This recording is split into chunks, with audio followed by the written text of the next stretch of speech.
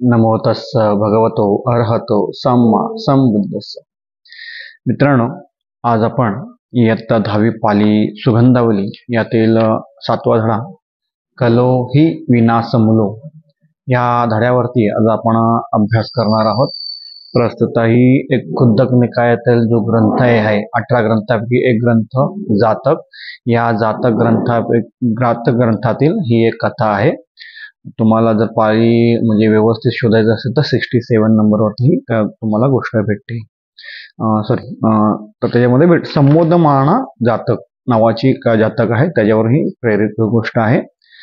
तर हे गोष्ट का सांगितलं आहे की संघटने सामर्थ्य व विजय अंतर्गत असतो. संघटितांचा पराभव किंवा विनाश अशक्य असतो, परंतु संघटन नसेल, परस्परात कलह भावना असेल तर विनाश अटळ समजला पाहिजे. हा विचार प्रस्तुत कथेतून व्यक्त केलेला आहे. म्हणजे एकीमध्ये किती बळ असतं हे आपण लहानपणापासूनच एक गोष्ट ऐकतो की एक म्हातारा होता, त्याला 4 मुलं होती. त्या 4 मुलांना त्यांनी एक एक काठी दिली, त्याने सांगितलं तोडायला, तर त्यांनी तोडली. पण जेव्हा मूळ दिला, काठी लाकडांचा मूळ दिला, तर त्यांना ते तोडता आलं नाही. आणि ह्याच्यावर त्यांनी सांगितलं की एक संघटनेत किती महत्व असतं, एकीमध्ये किती महत्व असतं, एकात्मतेचं बळ सांगितलेलं आहे त्या कथेमध्ये. ही कथा लहानपणापासून ऐकलेली आहे, आपण समजून घेतलेलं आहे. पण जसं आपण मोठं होत जातो तसं हे आपण विसरून जातो की संघटनेमध्ये किती ताकद आहे, एकीमध्ये किती ताकद आहे. प्रस्तुत कथेमध्ये काय सांगितलेलं आहे की तथागत गौतम बुद्ध जेव्हा कपिलवस्तूमध्ये गेले तेव्हा त्यांचे जे शाक्य गण होते, त्यांचे जे नातेवाईक होते, त्यांच्याकडे आले. त्यांनी सांगितलं की आम्हाला थोडंफार प्रवचन करा, माहिती द्या. तर त्यांनी हीच कथा म्हणजे पुनल जातक जेव्हा तुम्ही अभ्यास कराल तर त्याच्यामध्ये पण हीच कथा सेम थोडीफार फिरून ही सांगितलेली आहे. तर त्यांनी सांगितलं की तथागत नातेवाईकांना सांगितलं की माझ्या सज्जन हो, नातेवाईकांमधील भांडण योग्य नाही. जुन्या काळात जे प्राणी एकजुटीने राहून शत्रूंना हरवत होते तेच आपापसात भांडा लागल्यावर पूर्णपणे नष्ट झाले. आणि त्यांच्या अशा प्रकारची गोष्ट सांगितली की नातेवाईकांमध्ये असलेलं जे सुरुवातीला जे आपण बघतो सुखी कुटुंब, सधन कुटुंब होतं, एका पद्धत होती, एक कुटुंब होतं. त्या कुटुंबामध्ये हळूहळू आता हम दो हमारे दो बस असं करून सेपरेट कुटुंब झालेलं आहे, सुळी वेगवेगळे झालेले आहे. पण नातेवाईकांमध्ये एकी होती तोपर्यंत ते कुटुंब सधन होतं, सुखवंत होतं, श्रीमंत. याच्या अर्थाने की त्यांच्यावरती कोणीही इतर आक्रमण करू शकत नव्हतं, त्यांच्यामध्ये वाद निर्माण करू शकत नव्हतं. पण हळूहळू इतरांच्या गोष्टीमुळे इतर लोक बोलायला लागला, त्यांच्यामुळे हे कुटुंब विभक्त झालं. विभक्त झाल्यामुळे आज त्यांचं वाताहत होते. भले ते किती पैशाने श्रीमंत असले तरी जी एकता त्यांच्यामध्ये पाहिली, वडिलांनी घाललेली रीत होती, जी परंपरा होती, ती त्यांनी तोडलेली आहे. हे मान्यच करावं लागतं आपल्याला. समजू शकतो डिपेंड्स ऑन सिच्युएशन, काही काही ठिकाणी वेगळं राहावं लागतं. पण जरी घर वेगळं झालं तरी ते मनं दुभंगली नाही गेली पाहिजे होती. ती मनं आज दुभंगली गेली आहेत, त्यामुळे मोठा संघर्ष निर्माण झालेला आहे. जसं तुम्ही मोठे व्हाल विद्यार्थ्यांसाठी सांगू, काही विद्यार्थी शाळेत आहे, काही विद्यार्थी कॉलेजमध्ये आहेत, किंवा काही जे अभ्यासक आहेत जो व्हिडिओ बघतात आहेत, त्यांच्यासाठी आज जी चळवळ उभी राहिलेली आहे ती चळवळ का दुभगली गेलेली आहे त्याच्यातलं कारण ही सांगितलेली आहे. माझा एक व्हिडिओ आहे त्याच्यामध्ये पण मी ते सांगितलेलं आहे. वज्जी पुत्रांची कथा मी सांगितलेली, त्याच्यामध्ये वज्जींचा कसा नाश झाला, जी एकी होती ते वज्जी पुत्रांमध्ये, ती एकी नाहीशी झाल्यामुळे तो कसे पराभवात गेले ह्यासाठी मी सेपरेट व्हिडिओ बनवलेला आहे, तो आपण पुन्हा जाऊन कधीतरी पाहू शकता. तर आपण सुरू करूया. कथा छोटी आहे, समजून घ्या, सारांश समजून घ्या आधी, कारण सगळ्यात महत्त्वाचा बेस समजणं खूप गरजेचं आहे. यामध्ये काय झालं की लावी पक्षींचा समूह आहे, त्या लावा पक्ष्यांना पकडणारे शिकारी दाखवलेला आहे. आणि लावा पक्ष्यांच्या ह्या पक्ष्यांमध्ये बोधिसत्व जन्माला आले. ते कसे त्या पक्ष्यांना सुरुवातीला समजावून सांगतात की एकीमध्ये राहिलं तर आपण ह्या संकटातून म्हणजे या शिकाऱ्याच्या संकटातून बाहेर निघू शकतो, वाचू शकतो. पण जेव्हा त्या लावा पक्ष्यांच्या मध्येच अंतर्गत वाद निर्माण झाला, एकमेकांशी भांडू लागले, तेव्हा बोधिसत्वांनी समजलं की आता हे आता जे भांडतात आहेत ते जेव्हा शिकारी येईल तेव्हाही असेच भांडत राहणार आहे आणि आपल्या कुळाचा, आपल्या सर्वांचा नाश करतील. म्हणून ते तिथून साईडला झाले. आणि ज्याप्रमाणे बोधिसत्वांनी सांगितलं होतं की जर एकमेकांशी भांडत तुम्ही राहिला तर ते नाश होणार, आणि तसंच झालं. शिकारी नंतर इथे आला आणि त्याने त्या पक्ष्यांना घेऊन गेला. अशा प्रकारची शॉर्ट स्टोरी आहे जी तुम्हाला समजली पाहिजे. आता आपण विस्तृतपणे समजून घेऊया. पहिलं पाली कोटेशन वाचू आणि नंतर मराठीमध्ये आपण त्याचं ट्रान्सलेशन करणार आहोत. अतिते वाराणसीयं ब्रह्मदत्ते रज्जं कारयन्ते बोधिसत्व वट्टक योनियं निबतित्वा अनेक वट्टक सहस्र परिवारो अरण्ये वसती. अतिते वाराणसीं ब्रह्मदत्त राज्य कारयन्ते म्हणजे पूर्वी वाराणसीत ब्रह्मदत्त नावाचा राज्य करीत असता. बोधिसत्व वट्टक योनियं निबतित्वा म्हणजे बोधिसत्व लावा पक्ष्यांच्या योनीत जन्माला आले. आपण इथे बोधिसत्व, बुद्ध किंवा इतर जे अरहंत प्राप्त बौद्ध भिक्खू आहेत किंवा चिवरधारी व्यक्ती आहेत त्यांना आपण आदरार्थी शब्द वापरतो. भले ट्रान्सलेशन एकार्थी असू दे, पण जेव्हा आपण मराठीमध्ये ट्रान्सलेट करतो तर तो शब्द आदरार्थी असावा अशा प्रकारची सूचना मी तुम्हाला करतोय. इथे जर ट्रान्सलेशन केलं तर तो जन्माला आला असंही त्याचं ट्रान्सलेशन होऊ शकतं, पण आपण त्यांना मान देतो, आदर देतो मराठीमध्ये, त्यामुळे जन्माला आले असं आपण लिहितोय. व हजारो लावा परिवार घेऊन जंगलात राहू लागले.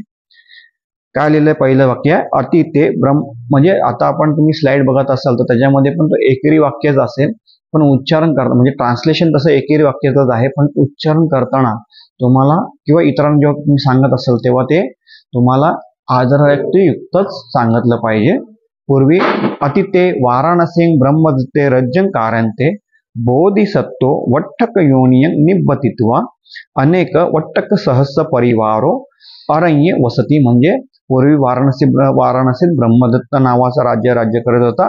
बोधिसत्व लावा पक्ष्यांच्या योनी जन्माला आले व हजारो लावांचा परिवार घेऊन जंगलात राहू लागले. तदा एको वट्टकलुद्दको तेसं वसन ठाणं गंत्वा वट्टक वस्सिकं कत्वा तेसं सन्निपतित भावं यन्त्वा तेसं उपरि जालं क्षिपित्वा पर्यन्तेषु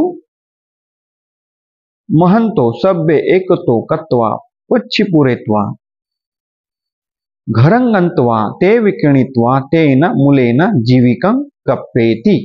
म्हणजे वट्टक लुद्दको, वट्टक म्हणजे लावा पक्ष्यांना जो पकडणारा शिकारी आहे त्यासाठी शब्द वापरला वट्टक लुद्दको. तेव्हा एक लावे पकडणारा एक शिकारी त्यांच्या राहण्याच्या ठिकाणी जाई, लावे एकत्र जमलेले पाहून त्यांच्यावर जाळं टाकी, मग त्यांना जाळ्यात अडकवून टोपलीत भरून घरी नेवी, विकून त्यातून आपला उदरनिर्वाह करी. अशा प्रकारचं ह्या दुसऱ्या शब्दाचा अर्थ आहे. काय लिहिलंय तदो एको वट्टक लुद्दको तेसं वसन ठाणं गंत्वा वट्टक वस्सिकं कत्वा तेसं सन्निपतित भावं यन्त्वा तेसं उपरि जालं क्षिपित्वा परिवन्तेषु महंतो सभ्य एकतो कत्वा पुच्छी पुरेत्वा घरं गंत्वा ते विकिणित्वा तेन मुलेन जीविकं कप्पेति. यातले काही शब्द तुम्हाला समजून सांगायला पाहिजे. वट्टक लुद्दको म्हणजे शिकारी आपला लावा पक्ष्यांचा, वसन ठाणं लावा पक्षी, सन्निपतित भावन म्हणजे एकत्र जमून एकत्र जेव्हा ते खात असतील, म्हणजे त्यांची एखादी जागा असेल कुठेतरी तर त्या ठिकाणी ते एकत्र बसून ते खात असेल, चारत असेल. ते घरंगत्व म्हणजे घरी जाऊन, विकिणित्व विकून, तेन मुलेन जीविकं कप्पेति म्हणजे आपला उदरनिर्वाह तो करीत असते त्यानुसार. अथेक दिवसं बोधिसत्व ते वट्टक आह अयं साकोनिको अम्हाको यातके विनाश पापेति अहं एकं उपायस जानामि एनेस अम्हे गणेन्तु न सिक्खसती. म्हणजे मग एके दिवशी बोधिसत्व त्या लावा पक्ष्यांना म्हणाले अथेक दिवसं बोधिसत्व ते वठ्ठक अहं, म्हणजे बोधिसत्व एक दिवशी ते बोधिसत्व लावा पक्षांना म्हणाले, अयं चाकोनिको अम्हाकं यातके विनाश पापेती, हा शिकारी आपल्या कुळाचा नाश करीत आहे. अहं एकं उपाय जानामी, मी एक उपाय जाणीत आहे, माहित आहे मला एक उपाय माहिती आहे. एनेस अम्मे गणेंतू न सिक्कीसती, म्हणजे ज्यामुळे तो आपल्याला पकडू शकणार नाही. इतोदानी पठ्ठाय एतेन धुम्माकं उपरि जाले खित्तमध्ये एकेको एककस्मिन् जालखीयसि संठपित्वा जालं उक्खिपित्वा इच्चितठाणं हरित्वा एकस्मिन् कट्टगुंबे पकिपथ, म्हणजे आजपासून याने म्हणजे त्या शिकाऱ्याने तुमच्यावर जाळं टाकताच प्रत्येकाने आपल्या डोक्याने जाळ्याच्या एका फटीला उचलावे, ते जाळं उचलून एका काटेरी झुडपात टाकावे. म्हणजे काय इतोदानी पठ्ठाय एतेन तुम्हाकं उपरि जाले खित्तमत्ते एकेको एककस्मिन् जालखीयसि संठपेत्वा, म्हणजे डोक्यावरती पकडून ठेवून फटीला घेऊन जाल उक्खिपित्वा, ते जाळं उचलून इच्छितानं हरित्वा एकस्मिन् कट्टगुंबे पतिमा, म्हणजे आपल्या इच्छेनुसार जिथे जे काटेरी झुडूप आहे तिथे जाऊन ते टाकावं.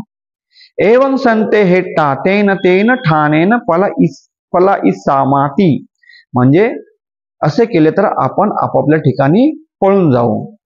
ते सब्बे साधू ती पटीसुनींसू, म्हणजे त्या सर्वांनी साधुकार दिला, होकार दिला, खूप छान असं म्हटले. द्वितीय दिवसे उपरी जाले खित्ते ते बोधिसत्वेन उत्तनयेन जालं उक्खिपित्वा एकस्मिन् कट्टगुंबे खिपित्वा स्वयं हेट्टा भागेन ततो ततो पलायिंसु, म्हणजे दुसऱ्या दिवशी जाळं टाकलं असता त्यांनी बोधिसत्वांच्या सांगण्याप्रमाणे ते जाळं उचलून काटेरी झुडपात टाकलं आणि सर्वजण पळून गेले. द्वितीय दिवसे उपरी जाले खित्ते ते बोधिसत्वेन उत्तनयेन जालं उक्खिपित्वा, दुसऱ्या दिवशी उपरी जाळ म्हणजे दुसऱ्या दिवशी जाळं टाकलं असताच त्यांनी बोधिसत्वांनी सांगण्याप्रमाणे ते जाळं उचलून एकस्मिन् कट्टगुंबे खिपित्वा, काटेरी झुडपात टाकला. स्वयं हेट्टा भागेन ततो ततो पलायेन्सु, आणि सर्वजण पळून गेले. साकोनिकस्स गंबतो जालं मोचेतं सैव विकालो जातो सो तुच्छ हत्तो व अगमासी, शिकारी झुडपातून जाळं सोडवित असता संध्याकाळ झाली आणि तो रिकाम्या हाताने परत आला. तुच्छ हत्तो म्हणजे रिकाम्या हाताने, अगमासी परतला. साकोनिक्स गुंबतो जालं मोचेतंसो विकालो जातो, म्हणजे त्या लावा पक्षांनी जे जाळं त्या काटेरी झुडपावर टाकलं होतं त्याला ते सोडवत असताना त्या शिकाऱ्याला संध्याकाळ झाली आणि तो रिकाम्या हाताने घरी परतला. पुन दिवस तो पठ्ठय पीते वठ्ठका तथैव करोंती, म्हणजे दुसऱ्या दिवशी आणि त्यानंतरही लावा पक्षी तसेच करत राहू लागले. तसेच म्हणजे ज्याप्रमाणे बोधिसत्वाने सांगत होतं त्याप्रमाणे ते लावे पक्षी करायला पाळले. अर्थ काय, पाली शब्द काय, पुन्हा दिवसो पठ्ठयती ते वठ्ठका तथैव करोंती, म्हणजे दुसऱ्या दिवशी आणि त्यानंतरही लावा पक्षी असेच करू लागले. सोपी याव सूर्यथगमाना जालमेव मोचेंतो किंची अलभित्वा तुच्छ हत्तो गेहं गच्छती, तो शिकारी सुद्धा सूर्यास्त होईपर्यंत फक्त जाळं सोडत बसे, पण काही मिळू शकला नाही आणि रिकाम्या हाताने तो घरी जायला लागला. आता मराठी अर्थ व्यवस्थित समजून घ्या. सोपी याव सूर्यथगमाना जालमेव मोचेंतो किंची अलभित्वा तुच्छ हत्तो गेहं गच्छती, तो शिकारी सूर्यास्त होईपर्यंत फक्त जाळं सोडत बसे, पण काहीही मिळू शकला नाही आणि रिकाम्या हाताने घरी जाई. अतस्स भरिया क्रुज्झित्वा, म्हणजे खाली हात घरी आल्यानंतर त्याची बायको रागाने म्हणाली, त्वं दिवसे दिवसे तुच्छ हत्तो अगच्छसी, तू रोज रोज रिकाम्या हाताने घरी येतोस आहेस. ते बही पोषित बठ्ठाणं अथिमय्यती आहं, म्हणजे सुरुवात काय आहे, तू रोज रोज रिकाम्या हाताने घरी येतोस, घर चालवा थोडं सुद्धा आणत नाही. इथपर्यंत पहिला अर्थ आहे. त्वं दिवसे दिवसे तुच्छ हत्तो अगच्छसी, अय्यपी ते बही पोषित बठ्ठाणं अथिमय्यती आहं, मला वाटतं की तुझं बाहेर कुठेतरी दुसऱ्या ठिकाणी पोचण्याजोगे कुटुंब आहे. अशा प्रकारे ती त्या शिकाऱ्याची बायको त्याच्यावरती ओरडते. तिला असं वाटतं की त्याचं कुठेतरी बाहेर तरी दुसरंच कुठेतरी त्याचं घर आहे, कुटुंब आहे आणि तो सगळं सामान तो त्या बाहेरच्या कुटुंबाला देतो. म्हणजे सामान्य अर्थामध्ये सांगायला गेलं तर त्याची कुठेतरी दुसरी पत्नी आहे आणि त्या पत्नीचं किंवा त्या होणाऱ्या मुलाबाळांचं तो पोषण करण्यासाठी आपली जी मिळकत आहे ती सर्व त्यांना देतोय, असं तिचा तो अर्थ सारांशमध्ये आपण जर म्हणा गेलो, विस्तृतपणे म्हणा गेलो तर तो त्याचा अर्थ होतो. सकुणिको भद्दे मम अय्यं पोषित बठ्ठाण नथी अपीच खोपणते वट्टका समग्गा हुत्वा चरंती मया खित्तमंते जालं आदाय कंठगुंबे किपित्वा गच्छन्ति. शिकारी म्हणाला, भद्रे, माझ्याकडे दुसरी कसलीही उपजीविका नाही, म्हणजे माझ्याकडे दुसरं कुठलंही पोषणाचं कुटुंब नाही किंवा दुसरं माझी कुठे वेगळ्या ठिकाणी असं चरितार्थ नाही, पण हे लावा एकट्याने राहतात. हो पण ते वट्टका समग्गा हुत्वा चरंती, ते एकटे राहतात. मया खित्त म्हणते जालाय उदाय कंठ गुंबे खिपित्वा गच्छन्ति, मी जाळं टाकलं की ते जाळं उचलून काठेरी झुडपात टाकून पळून जातात. न खोपणते सब कालमेव सम्मोदमाना विहरसन्ति. न खोपण सब कालमेव सम्मोदमाना विहरन्ति त्वंगमा चिंतई. मा एक लक्षात घ्या की मा हे शब्द आहेत ना, ते नकारार्थ भाव दाखवतात. तर याच्यामध्ये लिहिलेलं आहे त्वंग मा चिंतई यदा ते विवाद मापानी संती यदा तदा ते सब्बेव आदाय तव मुखम हाय समानो आगच्छामि इ वत्वा भरियाय इमह गाताह. म्हणजे पण ते कायमच ऐक्य भावने राहणार नाहीत, तू काळजी करू नको, जेव्हा ते भांडतील तेव्हा मी सर्वांना पकडून तुझे तोंड हसवीन, असे म्हणून त्याने पत्नीसमोर ही गाथा म्हटली. काय लिहिलेलं आहे?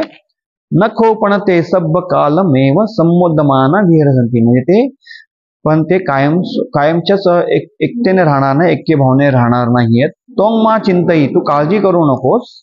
यदा ते विवाद मापेन संती तदा ते सब्बेव आदाय तव मुख हाय समानो आगच्छामि. जेव्हा ते भांडतील तेव्हा मी सर्वांना पकडून आणेल. तव मुख हाय समानो आगच्छामि, म्हणजे तुझे तोंड हसवीन. वत्वा भरियाय इतगामाय, म्हणून त्याने पुढे पत्नीसमोर ही गाथा म्हणाली. सम्मोदमाना गच्छन्ति जालमादाय पक्षिनो यदा ते विवदसन्ति ते एहन्ति मे वसति. म्हणजे हे पक्षी ऐक्य भावाने राहणार म्हणून जाळं उचलून पळून जातात, पण जेव्हा ते भांडतील तेव्हा माझ्या ताब्यात राहतील. तथ्य यदा ते विवदसन्ति ती यस्मिन् काले ते वट्टका नाना लद्धिका नाना गह हुत्वा विवदसन्ति कलहं करियसन्ति अथो. म्हणजे तेथे ज्यावेळी ते लावा पक्षी विविध मतांचे विविध गटांचे होऊन परस्परामध्ये वाद करतील, कलह करतील, तदा ए ही ती मे वसेती तस्मिन् काले सब्बेपी ते मम वस आगच्छन्ति. म्हणजे त्यावेळी मी म्हणेल असं, या माझ्या अधिपत्याखाली या, त्या काळी ते सर्व लाव पक्षी माझ्या अधीन येतील. अताहं ते गहेत्वा तव मुखं हासेंतो आगच्छामि ती भरियं समस्वासेसी. म्हणजे तेव्हा मी त्यांना धरून तुझ्या मुखासमोर घेऊन येईल, असे म्हणून त्याने आपल्या पत्नीला धीर दिला. आता पहा की त्याने कशा प्रकारे जाणलं की हे लावा पक्षी सदैव एकत्र राहू शकणार नाही, ते आज ना उद्या भांडतील, आणि जेव्हा ते भांडतील तेव्हा त्यांच्यामध्ये जी एकी होती ती नष्ट होईल, आणि जेव्हा ते भांडणार ती एकी नष्ट होईल तेव्हा ते दुभंगले जातील, आणि जेव्हा मी त्यांच्यावर जाळं टाकेल आणि ते भांडणामध्ये असतील तर ते एकत्र राहणार नाही, ते पक्षी ते माझं जाळं उडून घेऊन जाणार नाही, आणि त्या जेव्हा उडून जाऊ शकणार नाही तेव्हा मी त्यांना पकडेल. अशा प्रकारचा खूप विचारपूर्वक त्याने ही गाथा ही जे त्याने म्हटलेलं आहे हे त्या काळीही लागू होतं, आजही लागू आहे आणि पुढेही लागू पडणार आहे हे वचन. फॉर एक्झाम्पल उदाहरण घ्या की कारण काय झालंय की जसे मी सुरुवातीला सांगितलं की जोपर्यंत तुमची एकी आहे, म्हणजे ते म्हातारे बाबांचे उदाहरण तुम्हाला दिलं की त्याला 4 मुलं होती, एक एक काठी त्याने सगळ्यांनी तोडली, पण ती काठीचा मोल त्याला दिला तर काठी तोडता नाही आली. त्याचप्रमाणे इथे पण तेच सांगितलेलं आहे, जोपर्यंत ते एकी होते म्हणजे तो लाकडाचा मूळ होता त्यांना तोडता येत नव्हता तोपर्यंत, म्हणजे हे पक्षी जेव्हा एकत्र होते तोपर्यंत त्याला ते शिकाऱ्याला ते पकडता येत नव्हते त्या पक्ष्यांना, पण एक एक काठी दिली तर तोडता येते. त्याप्रमाणे हे ह्या पक्ष्यांमध्ये जेव्हा वाद होतील, जेव्हा ते वेगवेगळे होतील, तेव्हा ती जशी काठी तोडता येईल तशी काठी तोडती त्या मुलाने तोडली, त्याप्रमाणे हा शिकारी हा लावा पक्ष्यांची जी दुर्बल झालेली एकता आहे त्याला सांभाळून त्या सर्वांना लावा पक्ष्यांना तो घेऊ शकतो. सेम जे अभ्यासक आहेत, जे चळवळीमध्ये काम करतात किंवा इतर जे आपले जो व्हिडिओ पाहतोय त्यांच्यासाठी पण हीच गोष्ट लागू होते. मी म्हणाल बुद्ध वचन आहे हे त्या काळीही लागू होते, आजही होणार आणि भविष्यामध्ये होणार आहे. There is a nothing change in a Buddhist philosophy. त्याच्यामध्ये कुठलाही बदल होणार नाहीये. वज्जींचं जी आहे वज्जी लोक ती एकत्र राहत होती सुरुवातीला, पण काही काळानंतर त्यांच्यामध्ये वाद झाला आणि त्यांचा राज्य हे अजातशत्रूने गिळंकृत केलं. हा इतिहास आहे, भारतामध्ये होऊन गेला हा इतिहास आहे. त्याच्यातून आम्ही काहीतरी शिकणार आहोत की नाही, हे जे व्हिडिओ बघतात, जे अभ्यासक बघतात, विद्यार्थी बघतात, त्यांनाही समजलं पाहिजे. When you are in a group study, जेव्हा तुम्ही ग्रुप स्टडी करता तेव्हा तुम्ही एकमेकांचे विचार जाणून घेता. पण when you are individual study, म्हणजे तुम्ही इंडिव्हिज्युअल प्रमाणे वैयक्तिक अभ्यास करता, तेव्हा काही मुद्दे तुमचे मिस होतात. जे तुम्हाला परीक्षे दिवशी अभ्यास करणं गरजेचं आहे, पण त्याच्या आधी जो ग्रुप स्टडी असतो तो खूप महत्वाचा असतो. Without group study you can't get in higher level, तुम्ही जाऊ शकत नाही. ग्रुप स्टडी सांघिक, म्हणून भगवान बुद्धांचा संघ त्याला सर्वात म्हणजे आपला आदर्श आहे. आपण पाहिलंय सुपटिपन्नो भगवतो सावक संघ, उजेपटिपन्नो भगवतो सावक संघ, सगळं आपण पाहिलेलं आहे संघ वंदनेमध्ये, म्हणजे त्रिरत्न गुणांमध्ये पाहिलेलं आहे. हा संघ आहे, एकतेमध्ये बळ आहे, ही संपूर्ण कथा त्याच्यासाठीच आपल्याला सांगितलेली आहे. तर पुढे जाऊन कतिह पाहसेव पण अच्छेन एको वट्टको गोचर भूमी ओतरंतो असलखेत्वा ऐन्यससिसं अक्कामी इतरो कोमसिसे अक्कमीति कुज्जी. म्हणजे काही दिवसांनी एक लावा त्यांच्या खाण्याच्या जागेवर खाली उतरत असताना चुकून दुसऱ्याच्या डोक्यावर पाय पडला. तो दुसरा म्हणाला, रागावून म्हणाला, कोणी माझ्या डोक्यावर पाय ठेवला? अहं असलखेत्वा अक्कामी मा कुजी उत्तेपी कुज्जिती एव, मी चुकून पाय ठेवला, रागावू नकोस असे सांगून तो रागावलेलाच राहिला. दुसरा पक्षी ते पुनः पुनः कथेंता त्वमेव मय्य जालं उक्षिपत्सी अय्यमय्यं विवादं करीसु. म्हणजे ते पुन्हा पुन्हा बोलवले, तूच बहुतेक जाळ उचलतो असे म्हणून एकमेकांशी भांडू लागले. तेसु विवादं तेंसु बोधिसत्व चिंतेसु विवादकेसोत्थि भावो नामनत्थि इदनीव तिंजालं न उक्षिपसन्ति ततो महन्तं विनाशं पापुनि सन्ति साकुणिको ओकासं लभ्यसति मया इमस्मिन् ठाणे न सक्का वसितुं ती. म्हणजे त्यांचे भांडण पाहून बोधिसत्वाने विचार केला, भांडण करण्याचे कल्याण नसते, आता ते जाळं उचलणार नाहीत, त्यामुळे त्यांचा मोठा विनाश होईल, शिकारला संधी मिळेल, मला या ठिकाणी राहणे योग्य नाही. म्हणजे जसं आपण सांगितलं की ग्रुप स्टडीमध्ये जर तुमचे एकमेकांशी भांडण झालं तर संपूर्ण ग्रुप हा जो फॉर्म झालेला असतो तो नाश पावू शकतो. जे एका मताने आलेले, एका विचाराने आलेले, जे एका अभ्यासासाठी आलेले व्यक्ती आहेत त्यांच्यामध्ये जर वाद झाला तर ते ज्या हायर लेवलला ते जाऊ शकत ते जाऊ शकत नाही. आणि अशा वेळी त्या बोधिसत्वाने सांगितलं की शिकायला संधी मिळेल आणि ते त्यांचा मोठा नाश करतील, म्हणून इथे राहणं योग्य नाही, म्हणून ते निघून जातात. सो अत्तनो परिसंग आदाय ऐन्यथ गतो, त्याने आपला पर्याय घेऊन दुसरीकडे निघून गेले, गमन केले. साकनिको पीखो कतिपाहच्चयेन आगंत्वा वट्ट वसित्वा ते सन्निपतितान उपरी जालं खिपी. काही दिवसांनी तो शिकारी आला आणि लावा पक्षी एकत्र जमले असता त्यांच्यावर जाळं टाकलं. इथे एक लक्षात घ्या की ही जी एक समजा की मार सेना आहे, ही एक प्रकारची मार सेना आहे, ती तुमच्यावरती त्यांच्याकडे खूप मोठा पेशन्स आहे, म्हणजे ते थांबू शकतात. सहनशील आहेत ते खूप थांबू शकतात. तुमची दुर्गती होण्यासाठी, तुमचा नाश होण्यासाठी ते कित्येक काळ थांबू शकतात. ते योग्य संधीची वाट बघत असतात, पण ते सतत प्रयत्न करतात आणि योग्य संधीची वाट बघूनच तुमचा नाश करतात. हा इथे एक संदेश भेटतो आपल्याला. अथेको वट्टको तुय्यं किरंजालं उक्खिपंत सेवं मत्थके लोमानी पतितानी इदानी उक्खिपाती अह. तेव्हा एक लावा म्हणाला, जेव्हा तू जाळं उचलतो तेव्हा माझ्या डोक्यावर पिसं पडतात. आता तू नक्कीच तूच उचलतो आहेस. अप्रो तुम्ही किरंजालं उक्खिपंत सेवं द्विसु पक्षेसु पत्तानी पतितानी इदानी उक्खिपाती आह. दुसरा म्हणाला, जेव्हा तू उचलतोस तेव्हा माझ्या पंखावर पिसं पडतात. आता तू उचलतोस आहेस.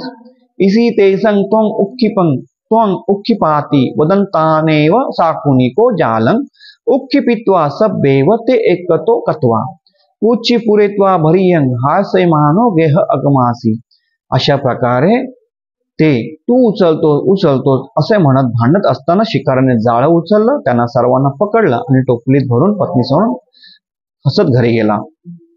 तर ही कथा इथे आपल्याला संपते. बघा, आपल्या संकट आलं आहे हे जाणूनही ते त्या संकटातून बाहेर निघण्याचं सोडून, म्हणजे बोधिसत्वाने सांगितलं होतं की तुमच्यावर जाळं टाकलं तर तुम्ही तुमच्या डोक्याची जाळ उचलायचं, कुठेतरी काढायचं, हे ते विसरले.